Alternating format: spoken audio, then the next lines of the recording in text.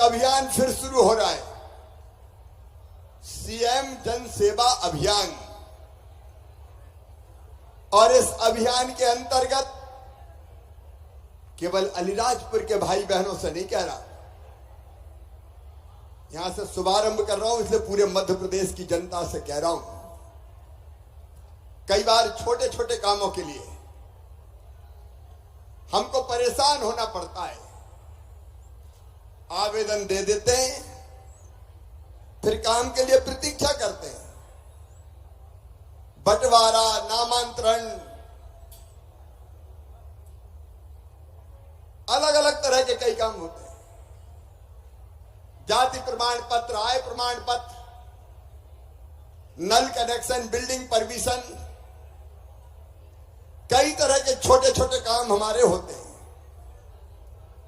इनके लिए हमें परेशान कई बार होना पड़ता है।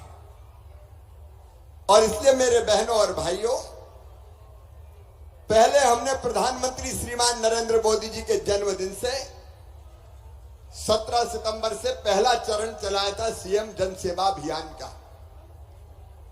और उसमें अलग अलग योजनाओं में कई नाम जोड़े गए थे, 83 लाख नाम जोड़े थे। अलीराजपुर जिले में कितने नाम जुड़े थे, कलेक्टर बताएं जरा। सर 1,04,000। 1,04,000 यहां जुड़े थे सर। तो योजनाओं में जो नाम जोड़ने थे वो हो गए। लेकिन जब मैं उपचुनाव के समय आया था तो हमारे प्रभारी मंत्री जी है, नागर सिंह जी है, माधव सिंह जी है, विशाल जी है, कमिश्नर भी इंदौर के हैं।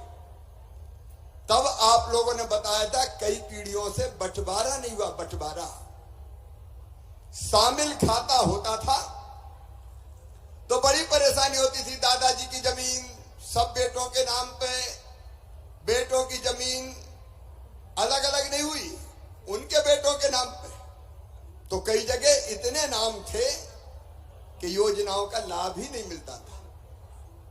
और इसलिए अब तय किया, पहले भी हमने कई बंटवारे किए, लेकिन आज जोबट में मैं कह रहा हूं, जिसके ऐसे काम हो, छोटे छोटे काम,